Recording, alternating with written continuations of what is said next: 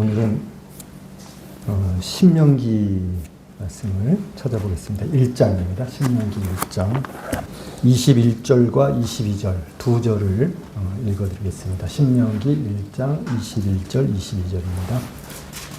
너희의 하나님 여호와께서 이 땅을 너희 앞에 두셨은즉 너희 조상의 하나님 여호와께서 이르신 대로 올라가서 차지하라. 두려워하지 말라. 주저하지 말라. 한즉 너희가 다 내 앞으로 나와 말하기를 우리가 사람을 우리보다 먼저 보내어 우리를 위하여 그 땅을 정탐하고 어느 길로 올라가야 할 것과 어느 성읍으로 들어가야 할 것을 우리에게 알리게 하자 하기로.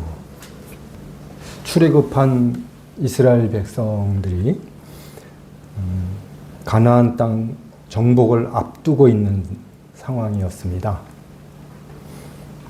시내산을 떠나 이곳 가네스 바네아에 이르기까지는 성경에 기록된 대로 10하룻길이었습니다. 10하룻길을 이제 걸어서 여기까지 온 거죠. 가데스 바네아에 도착했습니다. 이제 드디어 하나님께서 약속하셨던 땅 가나안의 입성을 목전에 두고 있습니다. 모세는 이스라엘 백성 다음 세대들에게 조상들이 왜 가나안 땅에 바로 들어가지 못하고 회군하게 되었는지 설명하는 것입니다. 신명기는 그 1세대가 아닌 그 2세대에게 전하는 하나님의 말씀이잖아요. 그래서 왜 바로 들어가지 못하고 그 광야로 다시 돌아가게 됐는지 그걸 설명하고 있는 겁니다.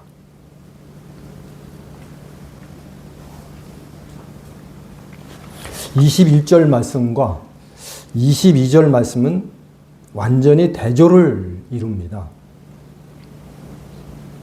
21절은 여호와께서 이르신 대로,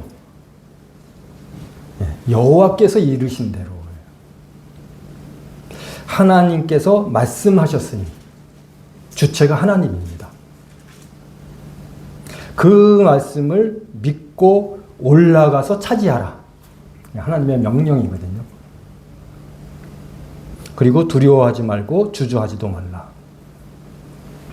이렇게 말씀하셨습니다. 왜냐하면 하나님께서 이미 말씀하셨고 그 말씀대로 이루어질 것이기 때문입니다. 하나님께서 그렇게 말씀하셨으면 이루어진다. 그러니까 두려워하지 말고 주저하지도 말고 들어가서 차지하라. 이게 21절 내용입니다. 22절은 완전히 달라요. 이스라엘 사람들이 모세에게 요구하는 내용입니다. 21절은 하나님께서 이스라엘 사람들에게 하시는 말씀이고 22절은 이스라엘 사람들이 모세에게 나와서 요구하는 내용입니다. 이 사람의 요구예요. 22절은. 뭐라고 요구를 했냐면 가나안 땅에 먼저 사람을 보내자. 정탐꾼을 보내자는 거죠. 정탐하게 해서 어느 길로 가야 할지, 어느 성읍으로 들어가야 할지를 자신들이 결정하겠다는 의지가 있는 것입니다. 큰 차이가 있죠. 이것은 하나님의 말씀만으로는 부족하다. 이 하나님 말씀만으로는 신뢰가 안 된다는 거죠. 하나님께서는 분명히 내가 말했다. 그래서 두려워하지 말고 주저하지도 말고 들어가서 차지하라. 그것으로 충분하다는 의미인데 그 말씀을 들은 이스라엘 백성들은 하나님의 말씀만으로는 안 되겠다. 그래서 뭐 하자는 거냐면 하나님의 인도하심을 따르기보다는 자신들의 눈으로 확인해야 되겠다는 거예요. 자신들의 눈으로 확인하는 것이 필요하다.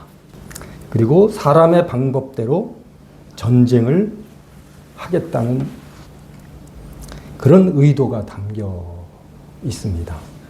그 사람의 눈으로 확인한 이후에 믿겠다. 이렇게 하는 태도로는 믿음에 이를 수 없습니다. 처음 시도부터가 불신인 거죠. 하나님의 말씀만으로는 충분하지 않다는 거예요. 그럼 뭐가 더 필요하느냐? 자신들의 눈으로 확인하고 결정하겠다는 거죠. 그렇게 해서는 믿음에 이를 수 없다는 것이 신명기 1장에서의 가르침이었고요. 이렇게 해서 못 들어갑니다. 확인하고 들어가겠다고 이렇게 주장했던 이 사람들은 못 들어갑니다. 그런 안타까운 내용들을 모세는 지켜봤잖아요. 그래서 그 다음 세대 사람들에게, 후손들이죠. 그 사람들에게 왜 가데스 바네아에서 직접 들어가지 못하고 돌이켜야만 했는가? 40년이라는 세월을 허비해야 했는가? 이런 것을 설명하고 있습니다. 요한복음 4장 말씀을 한번 찾아보도록 하겠습니다. 47절과 48절을 읽어드리겠습니다. 그가 이렇게 기록하고 있는데요. 그는 이제 왕의 신하입니다. 이 왕의 신하, 자기 아들이 어떤 병에 걸렸던 것 같아요. 그래서 죽게 된 겁니다. 그래서 그가 예수께서 유대로부터 갈릴리로 오셨다는 것을 듣고 가서 청하여 내려오소서 내 아들의 병을 내려오셔서 내 아들의 병을 고쳐주소서 하니 그가 거의 죽게 되었습니다. 예수께서 이르시되 너희는 표적과 기사를 보지 못하면 도무지 믿지 아니하리라. 예수님께서 오셔서 아들의 병을 고쳐달라고 하는 왕의 신하를 책망하셨습니다. 너희는 표적과 기사를 보지 못하면 믿지 않는다. 예수님의 책망에는 다 의미가 있고 그 사람을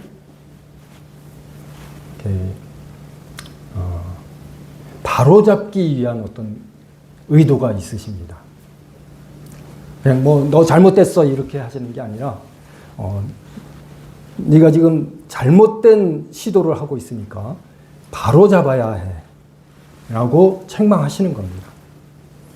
이 왕의 신하는 비록 그 믿음의 접근은 잘못됐을지라도 되게 현명한 사람이었던 것 같아요. 이 말씀하심을 듣고 왕의 신하는 자신의 믿음에 접근하는 방법이 잘못됐다 하는 것을 깨달은 것 같습니다. 예수님에게 다가간 것은 참 잘한 일이고 올바른 태도였지만 그가 믿음에 접근하는 방법은 잘못됐다. 그래서 예수님께서 표적과 기사를 보지 못하면 도무지 믿지 않는다 라고 이렇게 책망하셨다라고 깨달은 겁니다.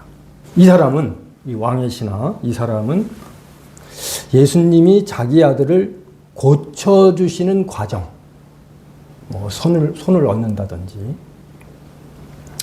고쳐주시는 과정을 자신의 눈으로 직접 봐야 안심이 되고 믿음이 생긴다고 생각한 것 같습니다. 내가 직접 봐야겠다. 그래서 예수님 내려오십시오. 내려오십시오. 내 아들이 거의 죽어갑니다. 이렇게 간청을 한 겁니다. 내려오셔서 자기가 보는 앞에서 뭐 말씀을 하시든지 뭐 손을 얹으시든지 자기가 보는 앞에서 뭐 좀 해달라는 거죠. 그래야 자기는 안심이 된다. 이런 마음을 가지고 있다는 것을 예수님은 아셨고, 그래서 너희는 표적과 이적을 보지 못하면 도무지 믿지 못한다. 봐야 믿겠다고 하는 그런 마음을 가지고 있다라고 예수님께서는 책망을 하신 겁니다. 그 책망을 듣고 마음을 바꿨습니다. 믿음은 그렇게 보는 것을 통해서 형성되는 게 아니구나 하는 것을 알았던 거죠. 자기 두 눈으로 확인하려는 것은 잘못된 시도였고, 눈으로 볼 수는 없을지라도 말씀하신 것을 들음으로, 이게 중요한 거죠. 말씀하신 것을 들음으로 믿음이 생긴다는 것을 알았습니다. 자기 눈으로 확인하는 게 중요한 게 아니라 주님께서 하신 말씀이 중요하구나 하는 것을 깨달은 겁니다. 50절을 읽겠습니다. 4장 50절.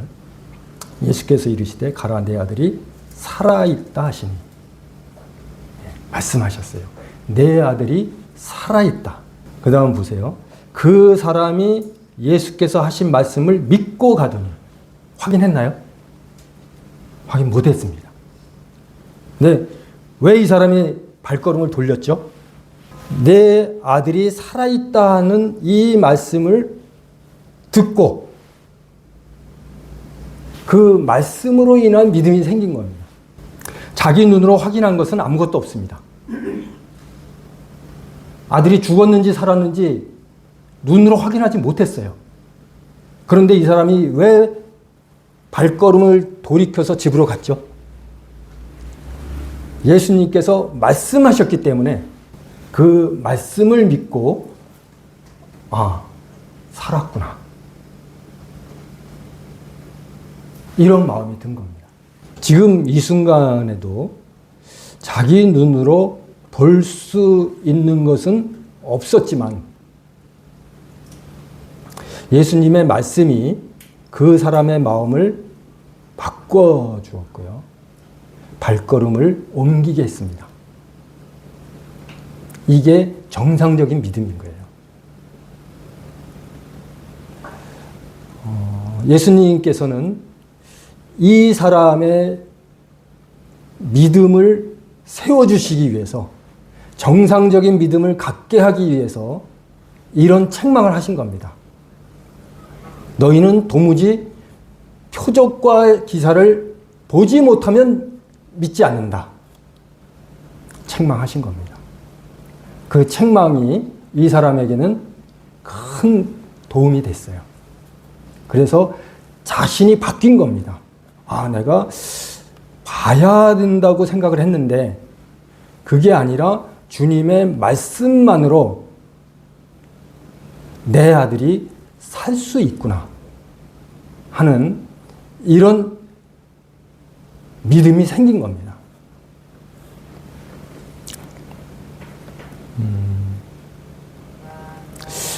예수님께서 어떤 사람의 그 믿음을 크게 칭찬하신 적이 있어요. 백부장이라고 하는 사람. 거기도 뭐 집안에 누가 병이 들었었나 봐요. 그래서 내려오셔서 좀 고쳐달라고. 처음에는 그렇게 부탁을 드렸다가 나중에는 아닙니다. 오시는 것을 저는 감당하지 못합니다. 말씀만 하셔서 내 하인을 낫게 해달라고.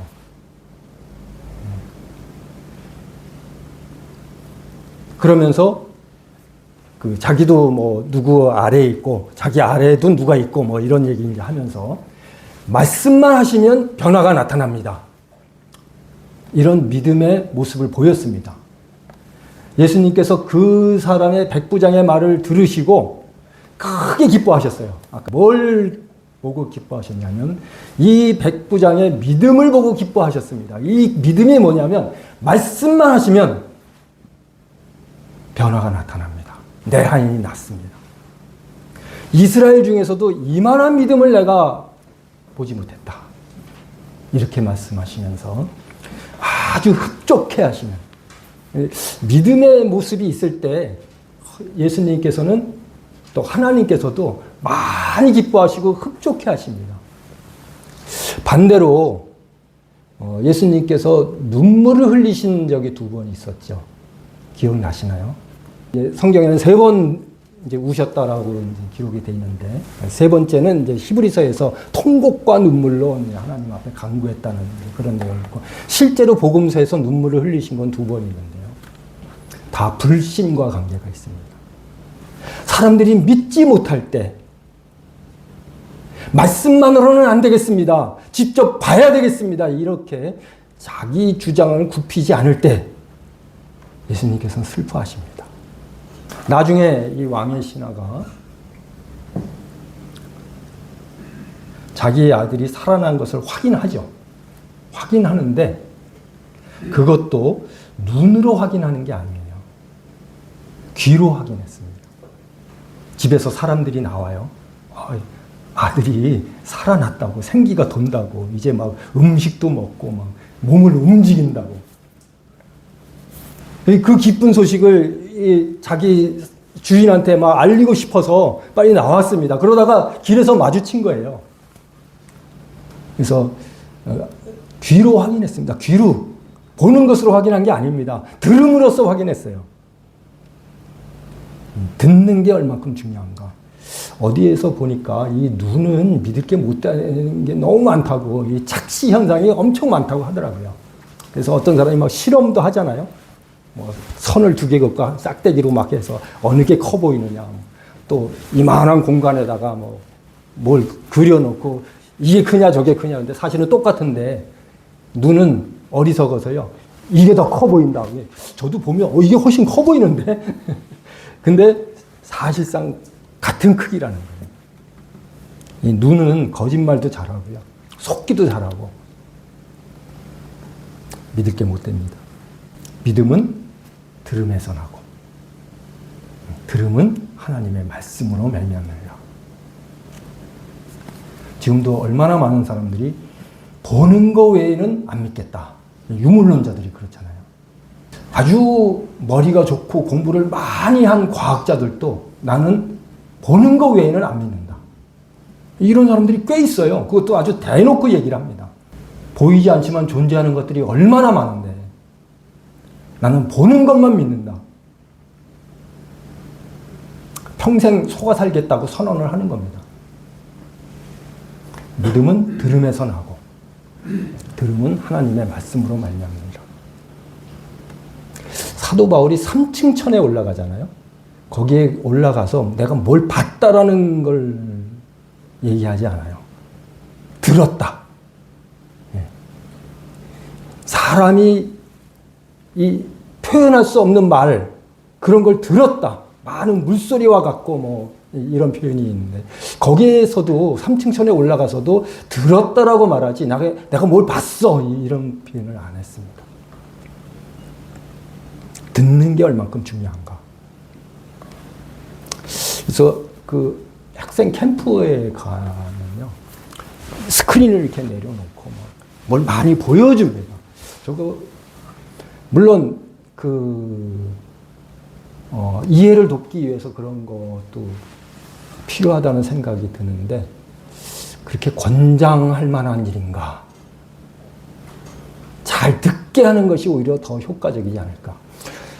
요즘 대세가요.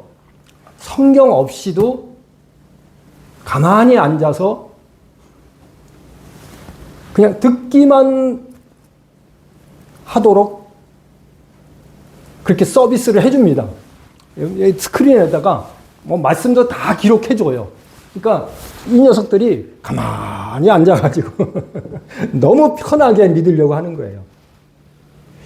그런 집회에 와서도 성경을 펼치지 않는데 끝나고 집에 가서 성경을 펼칠까 이놈들이? 그런 회의가 들어요. 그래서 저는 제가 뭐 강사로 나갈 때가 그렇게 많지는 않지만 제가 복음 강사를 할 때는 학생 캠프에서 해요. 성경을 다 가지고 와라. 그리고 내가 인용하는 말씀들은 다 찾아라. 내가 충분히 시간을 줄게. 이 녀석들 찾지도 못해요. 뭐 열왕기상이 어디가 붙어 있는지 신약인지 구약인지도 잘 모르고요. 워낙 성경을 안 읽으니까. 시간을 충분히 줄 테니까 찾아라. 열왕기상은 어디쯤에 있다. 뭐 이렇게 알려주면서 직접 찾도록 합니다. 귀찮죠, 얘네들은. 그냥 가만히 앉아서 스크린에 뜨는 말씀 그냥 읽으면 되는데. 그러니까 졸죠.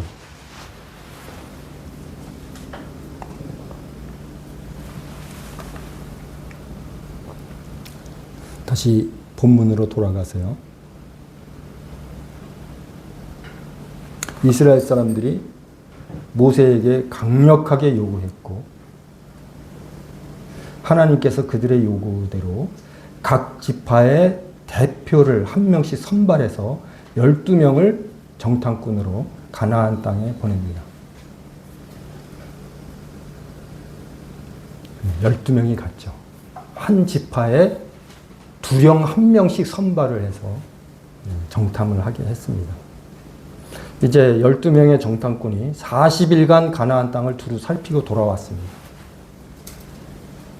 돌아올 때 잘 아시는 것처럼 포도송이를 가지에 꿰어서 작대기에 꿰어서 장정 2명이 어깨에 메고 올 정도로 그 땅은 젖과 꿀이 흐르는 비옥한 땅이었습니다.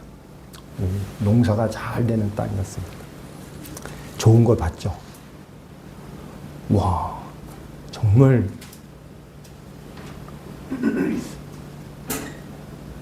좋은 땅이구나. 하나님께서 말씀하신 대로 젖과 꿀이 흐르는구나.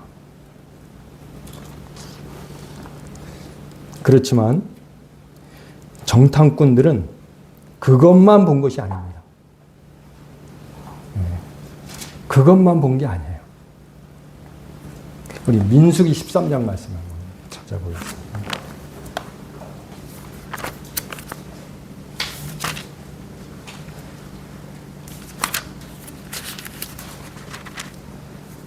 (28절입니다) 그러나 그 땅 거주민은 강하고 성읍은 견고하고 심히 클 뿐 아니라 거기에 아낙 자손을 보았으며, 젖과 꿀이 흐르는 비옥한 땅만 본 게 아니라 그 땅에 거주하는 아낙 자손을 보았다. 아낙 자손을 보았다. 33절입니다. 거기서 네피림 후손인 아낙 자손의 거인들을 보았나니 우리는 스스로 보기에도 메뚜기 같으니 그들이 보기에도 그와 같았을 것이니라. 보았다. 본 것을 이야기합니다. 해로운 거예요. 믿음을 무너뜨리는 걸 본 겁니다. 눈으로 확인하겠다는 것은 하나님의 말씀을 순종하지 않을 만한 어떤 것, 순종을 거부하고 있는 어떤 것을 보는 거예요. 그래서 아낙 자손을 보았고 아낙 자손의 거인을 보았나니, 거인을 봤다. 무시무시하게 큰 장정들을 봤다. 계속 이걸 강조하잖아요. 봤다. 그만큼 그게 중요하다는 거죠. 자신들의 눈으로 보고 확인한 것이 그만큼 이들의 마음에 큰 비중을 차지했던 겁니다. 그 본 게 이들의 모두를 다 지배하고 있었어요. 이걸 봤다. 하나님의 말씀은 다 달아나고 없고 아낙 자손을 봤고 아낙 자손의 거인을 봤다. 이것만 강조하는 겁니다. 자신들의 본 것을 중요하게 여기니까 사람을 의식하는 거죠. 이게 되게 나쁜 겁니다. 뭐든지 다 그런 것 같아요. 사람을 의식하는 건 나쁜 겁니다. 다른 사람들의 시선을 크게 의식하게 되는 겁니다. 자기가 다른 사람을 의식하니까 다른 사람들이 자기를 어떻게 볼지에 대해서도 이게 큰 거예요. 적지 않습니다. 그래서 이런 표현을 하죠. 그들의 보기에도 그와 같을 것이라. 그들도 우리를 되게 우습게 볼 거야. 하찮은 존재로. 뭐 표현을 이렇게 합니다. 메뚜기처럼 볼 거다. 그러면 어떻게 싸우겠냐. 자신이 사람들을 의식하면 사람들이 나를 어떻게 볼 것인지 이게 의식이 돼요.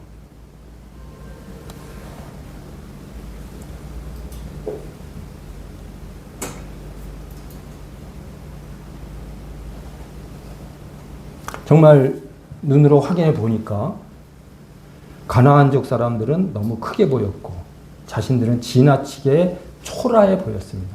우리가 세상에 살 때도 그런 거 자주 느끼지 않나요? 세상 사람들이 가진 것도 많고 배운 것도 많고 뭐 누리는 것도 많고 되게 크게 보일 때가 있어요. 그러면 사람들은 다 상대적이란 말이죠. 그들에 비해서 난 너무 초라하고 너무 우스운 존재, 가치 없는 존재. 하나님께서 우리를 보시는 이 관점하고는 완전히 다른 방향으로 가는 거죠. 하나님께서는 그들을 우습게 보세요. 아무리 뭐 재벌이고 권력자고 뭐 인기가 좋고 해도 그들은 쓰레기다. 이게 하나님의 시각이거든요. 다 태워버릴 거야. 이렇게 나오잖아요. 복음서에도. 이 마지막 날에 천사들을 보내서 쭉정이들 다 걷어다가 다 태워버리고 알곡은 곳간에 들인다. 우리가 볼 때 되게 크게 보이고 막 위대해 보이고 거대해 보이는데 하나님께서는 그들은 다 쭉정이고 쓰레기야. 태워버릴 거야. 너희들 그들에 비해서 되게 초라해 보이고 약해 보이지 너희들은 알곡이야. 곳간에 들일 거야. 사람의 눈은 믿음을 만들지 못합니다. 보여달라. 그러면 믿겠다. 이런 사람들이 꽤 있습니다. 보여달라. 그러면 믿겠다. 이렇게 말하는 사람은 끝까지 믿지 못하고 구원받지 못합니다. 왕의 신하가 내 접근 방법이 잘못됐네 하고 돌이켰던 것처럼 이 보는 게 중요한 게 아니라 듣는 게 중요하구나. 믿음은 보는 것을 통해서 생성되는 게 아니라 듣는 것으로 믿음이 세워지는구나 하는 것을 받아들였잖아요. 그래서 가라 내 아들이 살아있다 이 말씀을 듣고 그냥 발걸음을 돌려서 간 거예요. 확인 못했습니다. 그랬던 것처럼 보여달라 그러면 믿겠다. 이 사람은 마음을 바꿔야 합니다. 듣고 믿어야 되겠구나. 이 사람들이 그런 얘기를 했잖아요. 어느 길로 가서 어떤 성읍을 먼저 정복하고 어떤 계획을 세우겠다. 이랬는데 막상 눈으로 보니까 시도도 못해요. 어느 길은커녕 들어가지도 못하잖아요. 어떤 성읍을 먼저 정복할까? 성읍 가까이도 못 갑니다. 보는 것을 의지하기 때문에 그래요. 가나안 땅에 발을 들여놓을 용기가 생기지 않았습니다. 이런 것을 그 실물 교제로 보여줘야 할 사람들이 누구냐면 우리거든요. 그리스도인들이에요.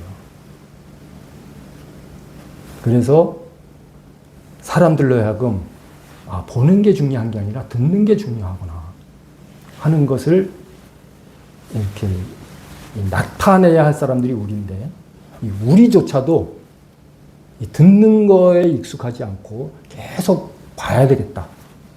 바리새인들이 뭐 하늘로서부터 내려오는 표적을 보여달라 이랬던 것처럼 계속 이 보는 것을 추구한다면 보이는 것에 의지한다면 그들에게 그들을 인도할 자격이 안 되는 거예요. 그들은 어쨌든 하나님의 말씀보다 그 자신들의 그 보는 것을 더 의지함으로 인해서 실패했습니다. 모세가 그걸 알려주는 거예요. 2세대 애들에게 너희들 조상이 이래서 실패한 거야. 그러니까 어떤 의미가 있죠? 너희는 그러지 마. 조상들이 실패했던 것처럼, 그래서 40년 뺑뺑이를 돌다가 다 광야에서 엎드려져 죽은 것처럼 너희는 그렇게 하지 마. 그걸 말해주고 싶은 겁니다. 그러나 모두 그런 것은 아니었습니다. 12명이라고 그랬잖아요. 10명은 그랬는데 그들 중에 믿음의 사람들이 있었습니다. 여호수아와 갈렙입니다. 우리 민수기 14장 8절 말씀을 읽어보도록 하겠습니다. 여호와께서 우리를 기뻐하시면 우리를 그 땅으로 인도하여 들이시고 그 땅을 우리에게 주시리라. 이는 과연 젖과 꿀이 흐르는 땅이니라. 하나님께서 우리를 기뻐하시면, 이렇게 시작합니다. 여호와께서 우리를 기뻐하시면, 이게 중요하다. 그래서 이렇게 시작하는 겁니다. 하나님께서 우리를 기뻐하시면, 그 땅에 들어가고 못 들어가는 것은 우리의 실력이 결정하는 것이 아니다. 이게 믿음입니다. 하나님께서 기뻐하시면, 그 땅에 들어가고 못 들어가는 것은 우리가 얼만큼 전략을 잘 짜고 어느 길로 통행해야 하며 어느 성금을 먼저 쳐야 하는지, 그게 중요한 게 아니다. 너희들은 그게 중요하다고 생각해서 확인해보자 이렇게 말하지 않았느냐. 근데 결과가 뭐냐. 지금 그냥 간이 콩알만해져가지고 한 발자국도 못 움직이지 않느냐. 완전 얼어붙지 않았느냐. 그게 중요한 게 아니라 하나님께서 기뻐하시는가, 하나님께서 기뻐하지 아니하시는가, 이것이 모든 것을 결정합니다. 만일 하나님께서 그들을 기뻐하신다면 지금보다 훨씬 적은 병력과 더 형편없는 무기로도 네피림 후손들을 다 물리치게 하시고 가나안 정복을 이루게 하실 것이다. 어차피 실력으로는 그들이 아무리 뭐 전략을 잘 짜고 뭐 무기를 잘 다룬다 할지라도 안 되는 거예요. 그럼 이 길이 어디에서 나느냐? 하나님께서 기뻐하시면 다 되게 하신다는 거예요. 제가 그냥 읽어드릴게요. 히브리서 11장 5절 말씀을 보시면 믿음이 없이는 하나님을 기쁘시게 하지 못하나니. 하나님을 기뻐하시는 게 뭐냐? 하나님을 기뻐하시지 않게 하는 건 뭐냐? 믿음이 없이는 하나님 기쁘시게 하지 못한다. 계속 보이는 걸 따라서 판단하고 보이는 것에 의해서 결정하는 사람들은 하나님을 기쁘시게 할 수 없다. 이게 히브리서 11장의 말씀입니다. 하나님께 나아가는 자는 반드시 그가 계신 것과 또한 그가 자기를 찾는 자들에게 상 주시는 이심을 믿어야 할지니라. 하나님이 계신 것과 자기를 찾는 자들에게 상 주시는 이심을 믿어야 할지니라. 믿어야 기뻐하신다. 또 이런 말씀도 있습니다. 뒤로 물러가 침륜에 빠지면 하나님께서 저를 기뻐하시지 않는다. 이 자꾸 주춤주춤하고 뒤로 물러가는 사람들은 하나님이 기뻐하시지 않는다. 우리 이렇게 각 가정들 보면 참 근심할 만한 일들이 다 있어요. 뭐 저는 말할 것도 없고요. 제일 많은 사람이죠. 근데 뭐 어느 가정에 보면 또 그 집은 그 집 나름대로 근심거리가 있습니다. 또 이 집은 뭐 다 갖추진 것 같은데 그 나름대로의 또 근심거리가 있어요. 그것만 보면 정말 주춤거릴 수밖에 없고 뒤로 물러갈 수밖에 없어요. 근데 하나님께서 왜 이걸 우리에게 허락하셨을까? 이걸 어떻게 극복하고 승리의 삶을 살라고, 그것을 통해서 어떻게 더욱 하나님을 의지하라고 그것을 허락하셨을까? 그 방법을 찾는 거죠. 그래서 하나님께 나아가고 나가는 자들에게 상 주시는 이심을 믿어야 할지니라. 그래서 우리에게 올무를 주기 위해서 그런 각 가정마다 어려움을 주신 게 아니라 그것을 이기고 하나님을 더욱 신뢰하라고, 하나님을 더욱더 의지해서 믿음의 모습을 보이라고 하나님께서 그런 어려움들을 주셨다라고 생각합니다. 그래서 오직 나의 의인은 믿음으로 말미암아 살리라. 뒤로 물러가 침륜에 빠지면 내가 저희를 기뻐하지 않겠다. 열 지파의 두 영들은 믿음이 없었기 때문에 자기들 스스로가 그랬잖아요. 하나님께서 그렇게 말씀하신 게 아니에요. 자기들이 그랬어요. 우리가 들어가지 못하리라. 하나님께서는 들어가라고 말씀하셨는데 우리는 들어가지 못하겠다니 뻗팅기는 거죠. 이렇게 말을 했고 자기들 입으로 그렇게 말을 했으니 하나님은 기쁘시게 하지 못했습니다. 10명의 두령들은 자기들의 주체였습니다. 자기들이 주체였어요. 여호수아와 갈렙은 하나님이 주체이신 것을 분명히 밝혔습니다. 그러니까 내가 주체니까 내가 할 수 있느냐 못하느냐 이게 중요한 거예요. 이 키가 나에게 있는 거예요. 내가 할 수 있느냐 못하느냐, 내가 들어갈 수 있느냐 못 들어가느냐 이 자기에게 달려 있는 거예요. 그런데 여호수아와 갈렙은 하나님이 기뻐하시면 이렇게 말했잖아요. 그래서 그들의 주체는 하나님이시다. 그 땅은 과연 젖과 꿀이 흐르는 땅이다. 이렇게 하면서 가나안 땅에 대한 기대감이 있었습니다. 내가 누군가를 믿으면 그분이 나의 주체가 되십니다. 그러니까 믿으면 나의 주권을 그분에게 드리는 거예요. 내게 오셔서 나의 주인이 되시옵소서 이래서 주체가 되는 게 아니라 그분을 신뢰하고 그분을 믿고 그분의 말씀을 따르면 그분이 나의 주체가 되시는 겁니다. 그러나 믿지 않으면요, 내가 주체가 됩니다. 내가 해야 돼요. 나의 필요를 채워달라고 주장하게 되는 겁니다. 뭐 알라딘의 램프죠. 내가 이런 게 필요한데 램프를 문질렀더니 뭐 초록색 거인이 나타나가지고 뭐 3가지 소원을 들어드리겠습니다. 그래, 나 이런 거 필요해. 사람들이 원하는 게 다 그거예요. 그게 우상숭배이고요. 왜 그런 현상이 나타나느냐? 자기가 주체가 되는 겁니다. 내 일을 해야 되는 거예요. 그런데 힘이 약하니까 더 센 힘이 필요한 겁니다. 그런데 하나님을 믿고 하나님을 신뢰하는 사람은 하나님이 주체입니다. 그래서 내가 뭐 좀 약하고 부족하고 그래도 이걸로라도 하나님을 영광스럽게 해드린다면 이건 참 기쁜 일입니다. 그래서 부족함을 한탄하는 게 아니라 이 부족한 것으로 하나님께 영광을 드리지 못하는 것에 한탄하는 겁니다. 이 하나님을 기쁘시게 하지 못했던 이 10명의 운명이 어떠했는지, 그 불신의 결과가 어떠했는지 우리는 잘 알고 있습니다. 광야에서 40년 동안 방황하면서 계속 하나님과 충돌해요. 하나님과 대립하고 하나님과 투쟁하면서 하나님의 마음을 아프게 하고 결국 모두 모래바닥에서 죽임을 당합니다. 이게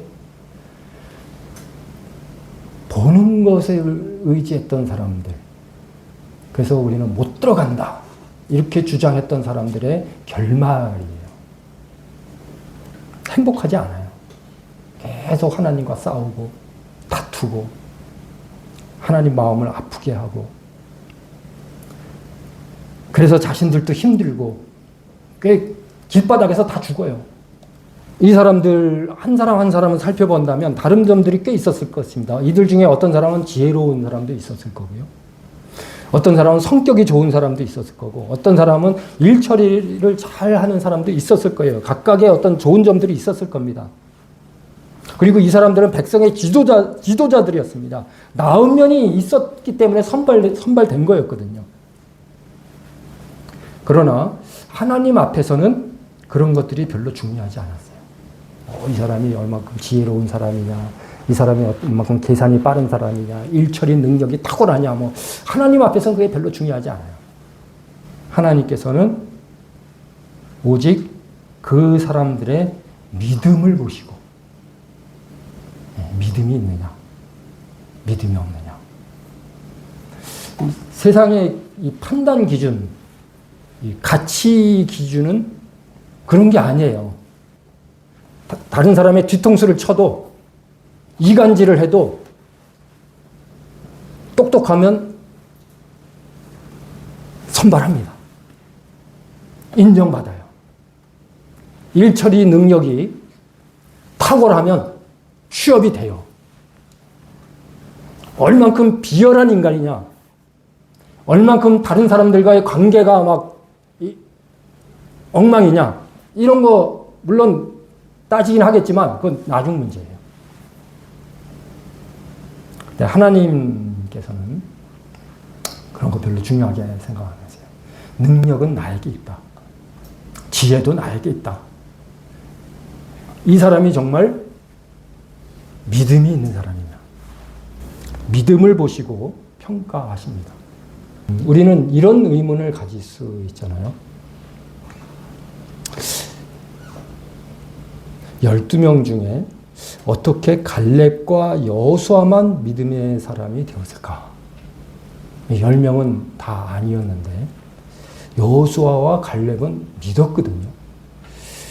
그 믿음의 근거는 어디에 있었을까? 왜 그들만 믿음의 사람들이 되었을까? 그들에게 특별한 재능이 있었을까? 아니면 원래 태어날 때부터 남을 잘 믿는 사람들이었을까? 사람들은 잘 안 믿었던 것 같아요. 그들의 믿음의 비결은 뭐였을까? 우리도 그러고 싶잖아요. 우리 여기 계신 분 중에 10명처럼 되겠습니까? 아니면 2명처럼 되겠습니까? 그러면 당연히 나는 여호수아와 갈렙 같이 되고 싶습니다. 이런 마음들 다 갖지 않겠어요? 그럼 그 비결이 뭐냐 하는 거죠. 10명은 정말 본성대로 살았어요. 눈에 보이는 대로 평가했습니다. 근데 여호수아와 갈렙은 그러지 않았다는 거죠. 그들이라고 뭐 견고한 성읍을 못 봤을까요? 장님인가요? 이 네피림의 후손들 못 봤을까요? 봤을 겁니다. 그들이 얼마나 장대한지, 얼마나 큰 거인들인지 다 봤을 겁니다. 그런 거 다 보고서도 어떻게 믿음의 사람들이 됐을까? 부럽잖아요. 우리도 그렇게 되고 싶죠. 예, 막 눈에 보이는 거는 막 세상이 너무 거대해 보이고 그 오르지 못할 뭐 산 같고, 그런데도 믿음을 보였거든요. 우리도 그러고 싶다. 이제 예배 끝나고 집에 가면 뭐 바로 TV가 눈앞에 펼쳐지고 막 스마트폰 보면서 막 세상의 아름다운 것들을 막 보게 될 텐데, 그러면서도 믿었다. 이게 어떻게 가능한가? 제가 생각할 때는 이 사람들은 간직하고 있었다는 거예요. 여호수아와 갈렙은 간직하고 있었어요. 출애굽할 때 죽음의 사자를 넘어가게 하는 피의 능력. 어마어마한 거잖아요. 대단한 겁니다, 이거. 그 피의 능력을 봤어요. 경험했습니다. 그것을 흘러 떠내려 보내지 않고 간직하고 있었다. 전에도 말씀드렸지만 그 흘러 떠내려 보낸다는 게 무슨 의미냐면 항아리가 있는데 그 항아리 밑에 구멍이 난 겁니다. 그래서 물을 부어도 계속 흘러가는 거예요. 아무리 채워도 남는 게 없어요. 흘러 떠내려가지 않게 하라. 그게 무슨 의미냐면 간직하라는 거예요. 그 자신들이 경험한 그 피의 능력, 이것을 간직하고 있었어요. 흘러 떠내려 보내지 않았습니다. 이건 정말 대단한 거구나. 내가 여호와라고 부르는 그 하나님은 이렇게 어마어마한 능력을 갖고 계시는 분이구나. 죽음의 사자로 통과하게 하는, 패스오버하게 하는 그 피의 능력이 대단하구나 하는 것을 간직하고 있었어요. 그 시대의 최강이었던 애국 군대를 홍해 바다에 쓸어 넣으셨던 하나님. 이것도 뭐 일생에 한번 경험할까 말까 하는 놀라운 일이잖아요. 그런 기억들을 10명은 다 흘러 떠내려 보냈습니다. 그래, 그런 일이 있었지. 그냥 하나의 추억거리예요. 근데 이들은 자신들의 현실로 간직하고 있었어요.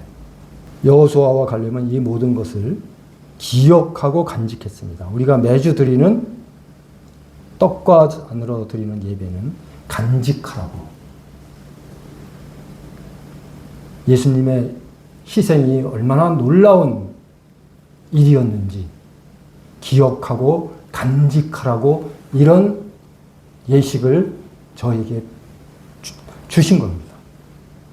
최강의 애국 군대를 손 하나 대지 않고 홍해 바다에 수장시키신 하나님께서, 그런 놀라운 일을 하신 하나님께서 아낙 자손들을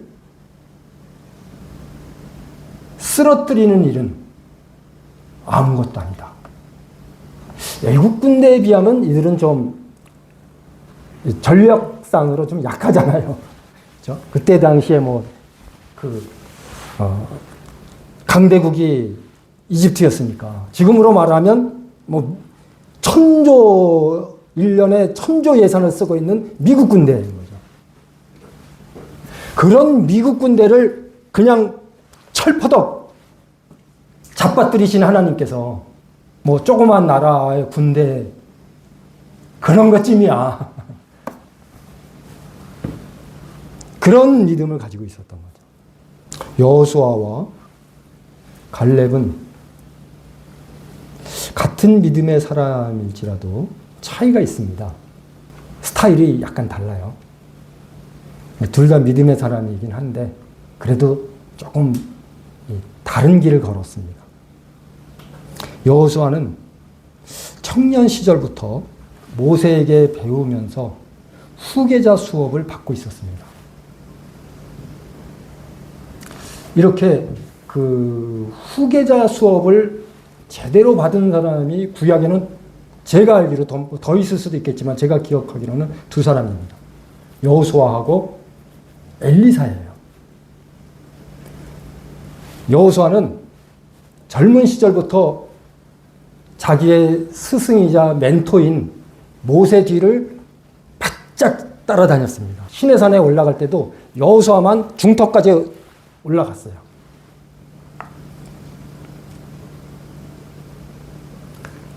엘리사도 엘리야가 이리로 가면 따라가고 너무 불편했나 봐요. 엘리야가 너 좀 저기 가 있어 그랬더니 아니라고, 나는 스승 곁을 절대로 떠나지 않겠다 그러면서 바짝 따라다녔어요. 하도 귀찮게 구니까 네 소원이 뭐냐 그랬더니 당신의 영광이 내게 2배나 있기를 원합니다. 되게 당돌한데 엘리야가 속으로 그랬을 거예요. 내 능력도 보통이 아닌데 그거 2배 갑절이나 달라고? 그러면서 하나님께서 나를 데려가시는 걸 보면 나의 능력이 너에게 2배 임하게 될 거다. 직접 데려가셨습니다. 데려가시면서 겉옷을 놓고 가잖아요. 그때 엘리사가 겉옷을 줍습니다. 왜 주었을까? 그렇게 값이 나가는 옷도 아니었을 것 같은데 왜 주었을까? 스승을 존경하고 스승의 했던 일을 자기가 계승하겠다는 의미로. 그래서 어떤 분들은 19세기 17세기에 있었던 그런 저술들이 꽤 있거든요. 그거 옛날 얘기고 성경만 읽으면 됐지 그런 걸 읽을 필요 없다. 이렇게 주장하시는 분도 있는데 저는 좀 다르게 생각해요. 열심히 잘 읽지 못하지만 아무튼 읽으려고 노력을 합니다. 하나님께서 그분들을 쓰셨거든요. 그렇게 쓰임받은 것에 대한 계승이 필요하다. 엘리사가 그런 마음이지 않았을까 하는 생각이 드는데 어쨌든 좀 여호수아는 젊은 시절부터 모세를 존경하고 따르면서 후계자 수업을 받고 있었던 겁니다. 그리고 자기의 때가 이르기까지 기다릴 줄 아는 인내가 있었어요. 모세가 살아있는 동안은 끝까지 모세의 사환으로서, 모세의 제자로서 그의 곁을 지켰습니다. 하나님께서 그 모습을 보셨던 것 같아요. 그래서 너는 이제 가지만 여호수아에게 안수해서 너의 다음을 있게 하라고 명령하셨습니다. 갈렙은 그의 청년 시절에 대해서는 잘 알려진 게 없습니다. 평범한, 하나님을 섬기면서도 평범한 젊은 시기를 보냈던 것 같습니다. 특별한 게 없었어요. 그런데 이 갈렙이요, 이 노인 청년들 잘 들어보세요. 갈렙은 나이가 들어가면서 그의 믿음과 용맹함이 더욱 드러났습니다. 흔히 말하는 대기만성형이에요. 젊었을 때는 특별한 게 없었는데 나이가 들어갈수록 그의 탁월함이 점점 더 드러나는 거예요. 나중에 나이 들었을 때의 이야기가 훨씬 더 많습니다. 젊었을 때 뭐 했는지는 기록이 없어요. 근데 나이 들어서 그가 뭘 했는지, 어떤 활동을 했는지, 어떤 도전을 했는지 기록이 많습니다. 내 나이 뭐 이제 벌써 꺾인 나이인데 이제 뭘 하겠어. 갈렙을 보시면서 그런 말 하시면 안 돼요. 그에게 따라다니던 수식어가 있는데요. 오로지하여 여호와를 섬겼다. 일관성 있게 막 좌로나 우로 막 치우치지 않고 오로지하여 여호와를 섬겼다. 이게 그를 따라다니던 수식어였습니다. 믿음의 연륜이 차곡차곡 쌓이면서 나중에 그 실력이 드러났고, 나중에 갈렙은 정말 오로지하여 하나님을 섬겼어. 이 차곡차곡 쌓인 결과로 이렇게 나타나는 겁니다. 그의 실력이 나중에 드러났고요. 나이 80세에 여호수아에게 담대히 나아가서 이 산지를 내게 주소서. 80세입니다. 80세. 지금처럼 두뇌로 싸우는 시대가 아니에요. 몸으로 싸우는 시대였습니다. 칼과 창을 들고 나가서 싸워야 하는 그런 시기였습니다. 몸이 튼튼해야 돼요. 그런 시기에 80세에 이 산지를 내게 주소서. 내가 정복하겠습니다. 도전하는 거예요.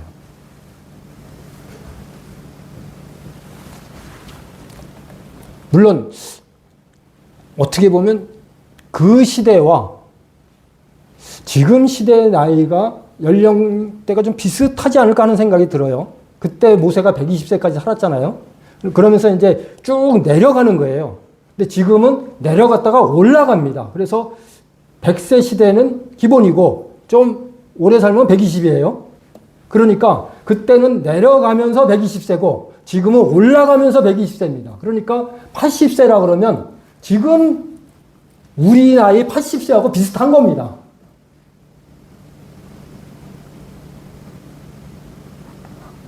그때 내가 나가서 싸우겠다. 이 산지를 내가 정복하겠다. 그런 믿음의 모습을 보였습니다. 이 갈렙이에요. 하나님께서는 이 두 사람을 통해서 믿음은 획일적이지 않다. 여호수아 같은 사람도 있다. 그 사람도 믿음의 사람이었어요.